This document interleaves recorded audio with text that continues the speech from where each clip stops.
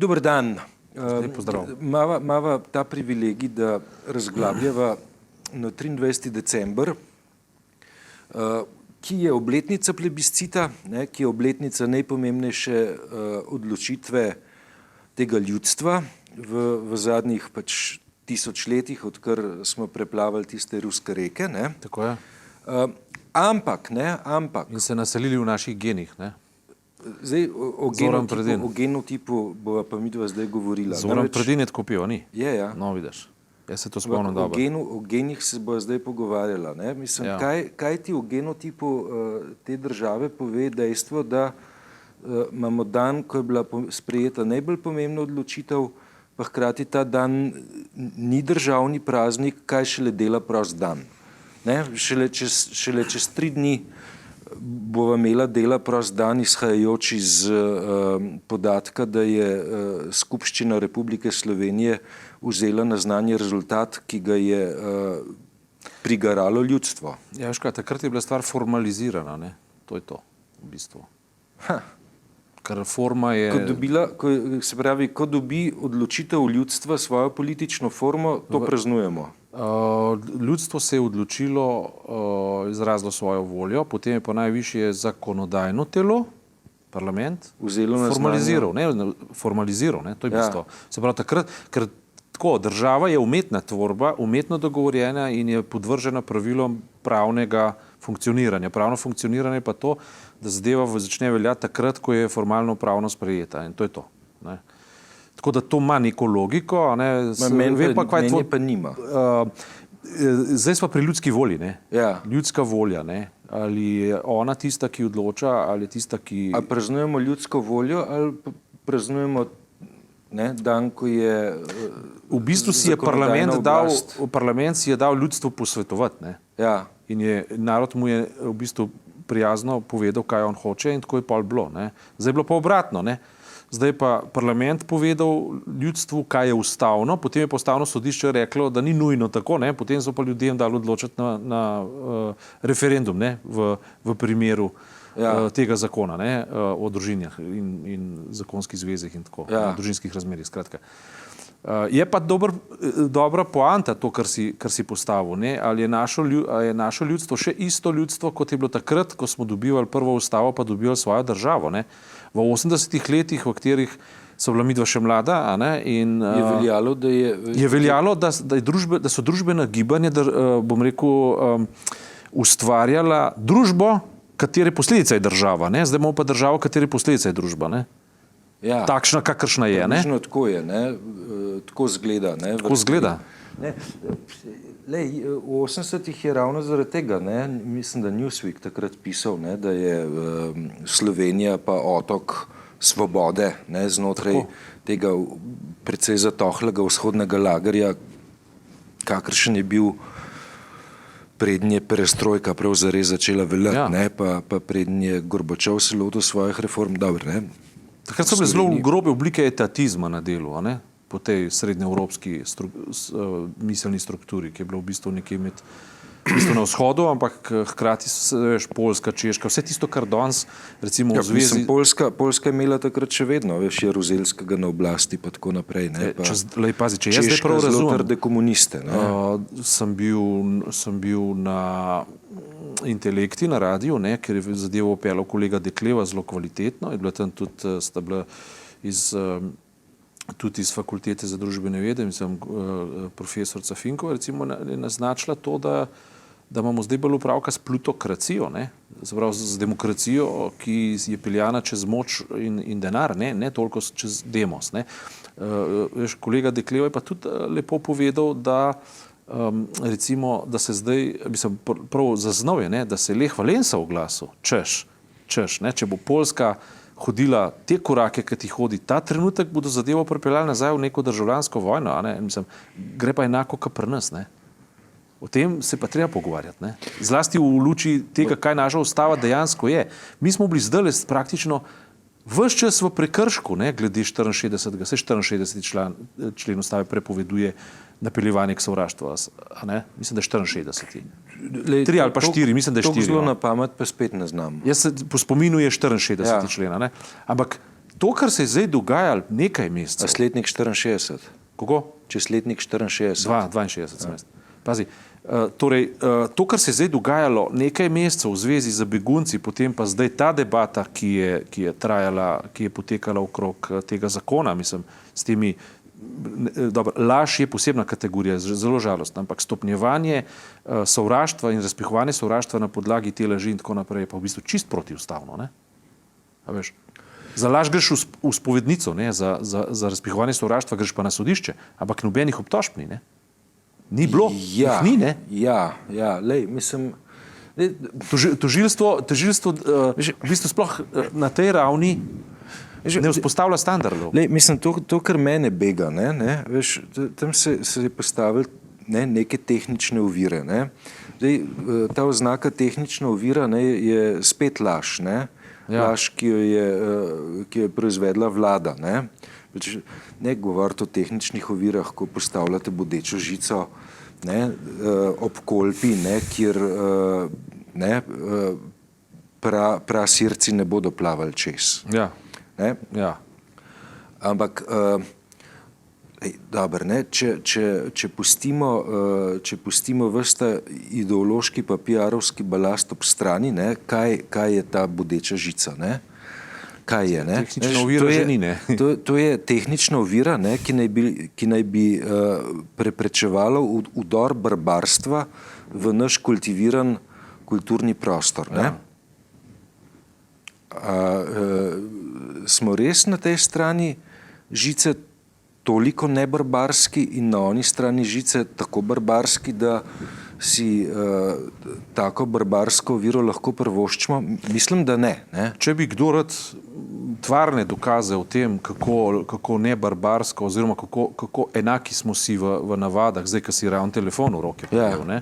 To je barbarsko, ja. Ne, to je dokaz, kako smo si enaki. Recimo danes zjutraj sem prebral v Le Mondu eno celo serijo takih SMS sporočil, ki jih je pošiljala neka naša sirska kolegica, ne kolegica, pač naša socivilizacijska sopotnica, ki uporablja ravno tele zadeve in je poročala nekomu, kje zdaj je, je zraven še slike delali. Zdaj smo v Grčiji, oziroma zdaj smo v Turčiji, zdaj smo v Grčiji. Skratka, na nek radoživ način, a veš, na nek način, kot češ, bežimo iz vojnih območij, ampak na popolnoma tak način, kot naše mladenke, a veš, ki se veselijo svojega življenja in se ne dajo motati, ne. Ja, skratka, in grejo na kuhan vin na obrežju Ljubljanice.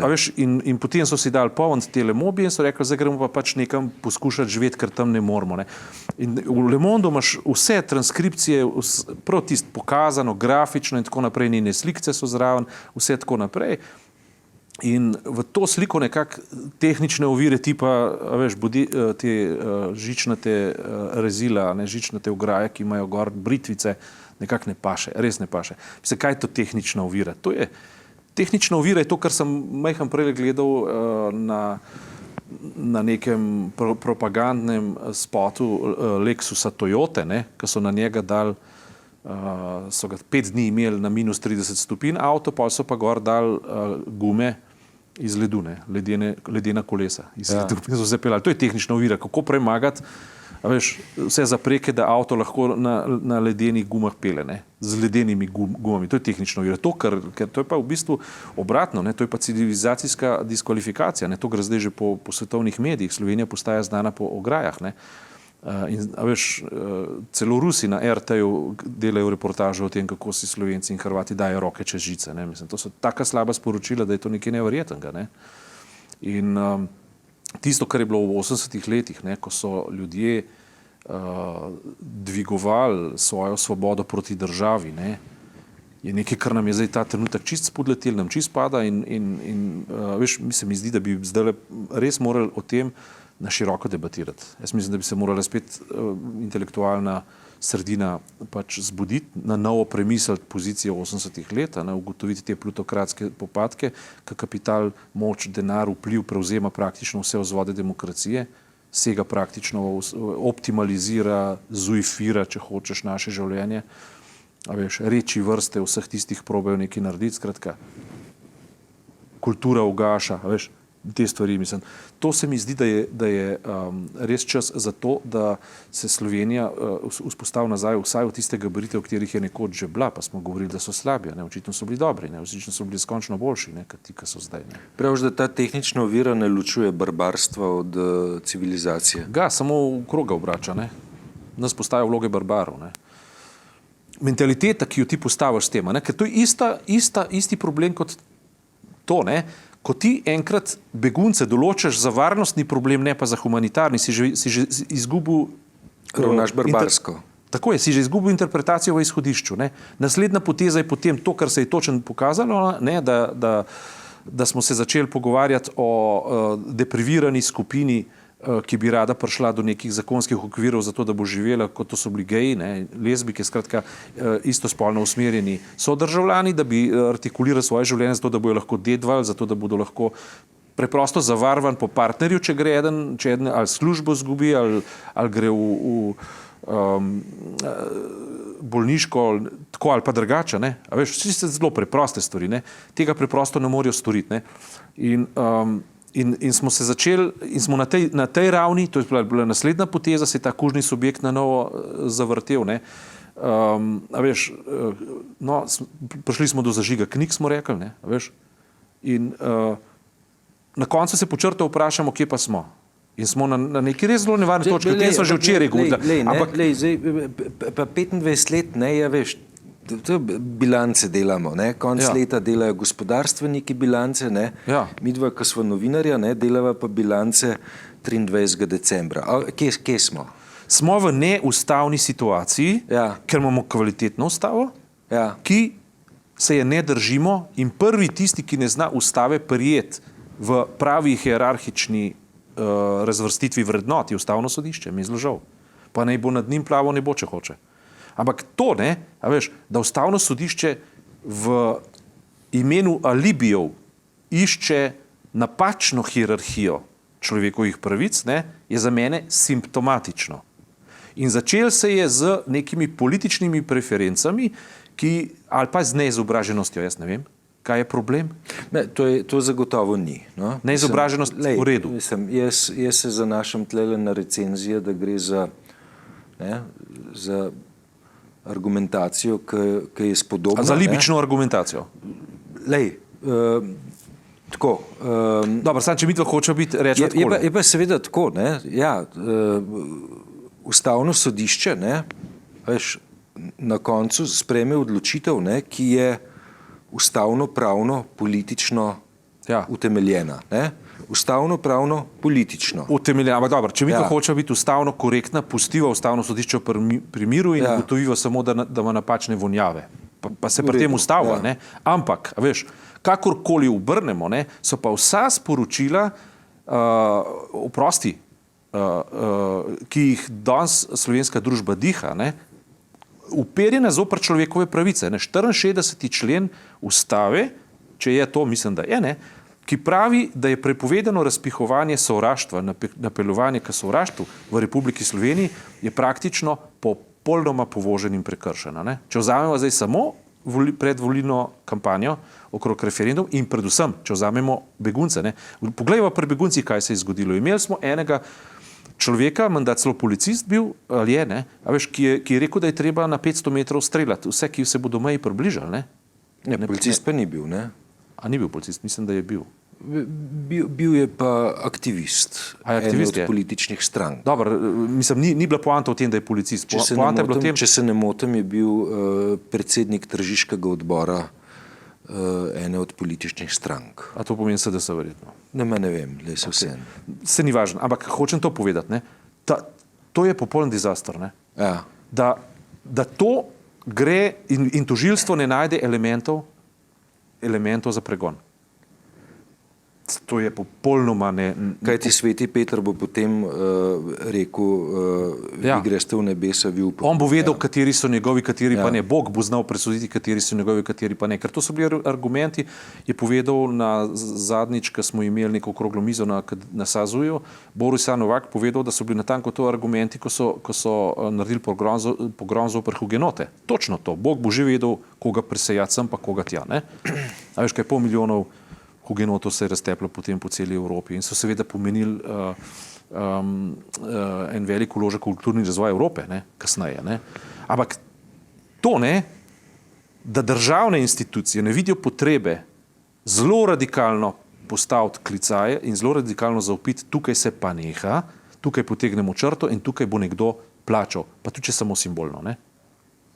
A veš, 64. člen ustave povožen. Mi se pogovarjamo zdaj o obletnici ustave, pogovarjamo se o tem, kaj je ta ustava hotela naši državi povedati. Kaj je hotela povedati ta ustava? Oziroma, kaj je? Hotela je povedati to, da smo mi izvolili samostojno državo, postavili ustavo zato, da bomo moderna država, ki bo temeljila na temeljnih človekovih pravicah in na modernem ustroju delovanja družbe, ločitev veje oblasti, vse te stvari, ki jih poznamo. In dejansko je na začetku tako tudi bilo, saj bilo. Ne? Potem se je pa zadeva začela od politične volje pomikati k plutokratski dominaciji, v katerem ta prvo je bila politika iz starih partijskih naves, ne? Tista, ki je v bistvu pogojevala kapital oziroma pogojevala podjetništvo, imela pod palcem direktorje, ki pa so imeli določeno avtonomijo. In če se spomniš, zakaj Peterletova vlada padla, pa zakaj se je tudi takrat profesor Bučar pa Jože Mencinger, ko so se zoperstavili. Sploh ni šlo za politične zadeve same po sebi. Šlo je za razredno vprašanje. Za razredno vprašanje, za privatizacijo. Ja. Še zdaj na koncu ne vem, kdo je imel bolj prav, pa kdo je imel manj narobe, pa kdo bolj narobe. Ne? Ker v končni fazi so pristali natanko tam, kjer so se bali, da bi, če bi Peterletova verzija privatizacija obveljala, to pa je bila, da je treba ljudem razdeliti vaučerje, in potem iti na borzo in potem dati v prosto prodajo vse skupaj. Ne. Tisti direktori, ki bi naj bili sposobni, ne, bi pa s tem... Ja, če so bili pa rdeči. Ne, v bistvu bi prednost zgubili. Ja. Potem je bilo to politično vprašanje, da so rdeči. Se v drugem valu so pa ti isti direktori ravno to naredili, ne, pokupili pa... Kaj naredili? To so pokupili pa tisti, ki niso bili več rdeči. Ne? To so bili pa že to je že naslednja generacija pokupila. Ne? Ja. Skratka, šlo je za privatizacijo. Ne? In kaj na koncu se je zgodilo, da je v bistvu tam v privatizacijskem procesu se je generirala moč, ki je na koncu določala politično življenje. Je tako? Pa, lej, ne vem. Pozna LDS? Ne vem, a veš, a je pri nas gospodarska moč določila politiko ali je bilo obratno. Ta prvo je politika določila gospodarstvo, jaz se pa tega spomnim. Potem se je pa stvar obrnila. Politika, lej... V čem je bilo leto 2004 in 2008? Jaz pa še vedno ne vem, a pri nas politika določa gospodarstvo ali gospodarstvo določa politiko, ampak moj vtis je, ne, da smo mi dolgo živeli v kontekstu, ko je politika naddoločila gospodarstvo, ja. Pa se morda zdaj malo stvari izenačujejo, vendar ne, veš, se izenačujejo po nekih štorijah, ki so podpravne, ne, ki so ljudje se dokopali do ekonomske moči ne zaradi ustvarjalnosti, podjetnosti, marljivosti, drznosti, znanja in teh lepih lastnosti, ampak ne, zato, ker so zaradi dobrih zvez lahko prišli do zelo ugodnih kreditov v bankah. Ne. Ta zadeva je postala tako sofisticirana na nek način, ne, da je v bistvu nek ozek sloj ljudi začel lobistično prevzemati celotno državo, ali to, kar je rekel gospod Dobovšek, doktor Dobovšek, state capture, se spomniš. Ne. Na drugi strani, a veš, si mu pa tako imenovane ponižane in razžaljene, ki so lahko goljufali na ta način, da so se sklicovali na svojo depriviranost. Pa oboji niso imeli prav. Ne? In to, kar je zdaj počela desnica na primeru določitve kužnega subjekta, to so bili v referendumskem vprašanju pač geji, si je v bistvu dušo upravila za vse to, da so lahko naredili ta temeljni obrat, rudimentalizirali, ruralizirali politiko in vse te zadevščine in vse tisto, kar je prej do neke mere vendarle šlo usporedno z nastajanjem države pa z njeno urbanizacijo. Ne? Kaj je urbanizacija? Urbanizacijo. Gre zdaj v urbanizacijo, ja. Ki se pa reče tukaj pravzaprav, ne, gremo nazaj v gasilske odrede, kako ne rečemo. Ne? Prav lepo besedno igro smo pridelala. Ja. Ne? Ampak je res to, ne? Ja. In nevarnost ni majhna. Se to zdaj že nekaj časa poudarjamo in se mi zdi, da je treba, da je to debato z vso resnostjo treba res odpreti. Mislim, res odpreti in debatirati in se vključiti vanjo in na novo rekel, tej državi dati neko injekcijo, adrenalinsko injekcijo ali pa sveže krvi poslati v obtok državni za temi civilnimi pobudami, razmišljanji in tako naprej. Jaz pa mislim, da ti tukaj, veš, ko pozivaš k neki razsvetljenski drži, k krepitvi javne debate in tako naprej, ne, da delaš napako. Ker? Zato, ne, ker ko so Irci bili pred leti v podobni situaciji, pa so odločali o vprašanju, a se gej lahko poroči ali ne, niso imeli prav zelo visoko letečih pa teoretsko domišljenih razprav, ne, so nekaj drugega naredili, ne. Šli so od vrat do vrat, dober dan, ne, jaz sva geja, poročila bi se, a greste lahko na referendum pa nas podprete.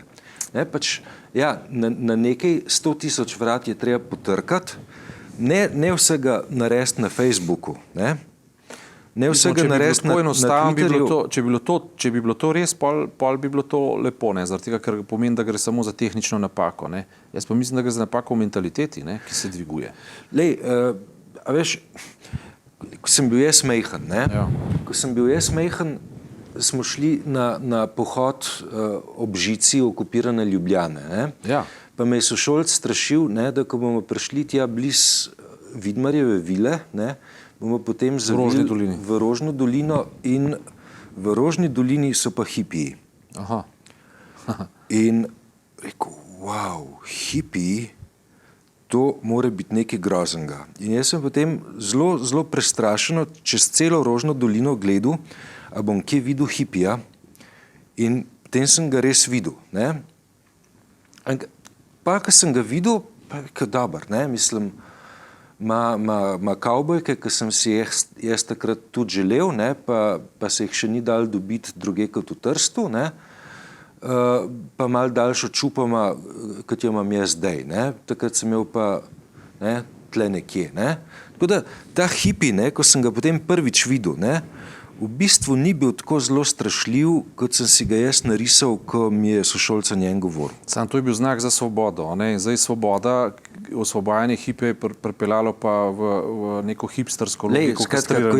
Ko sem jaz hipija videl, ne, sem vedel, da to ni taka pošast, ne, kot se slika, veš, te pošastne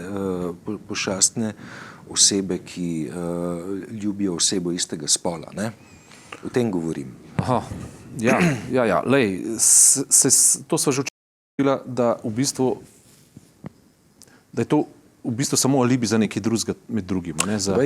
In to je problem. Ne? Ker problem je v tem, da se zraven že knjige sežiga, problem je v tem, da se zraven sovraži begunce, problem je v tem, da se segregira, problem je v tem, da se optike obrača iz humanistične v varnostno in na koncu se globalizacija. Recimo zanj sem gledal eno daljše soočenje, sem bil nekje na CNN-u, ko so se republikanci, med drugim tudi naš zet, Donald. Trump. Ja.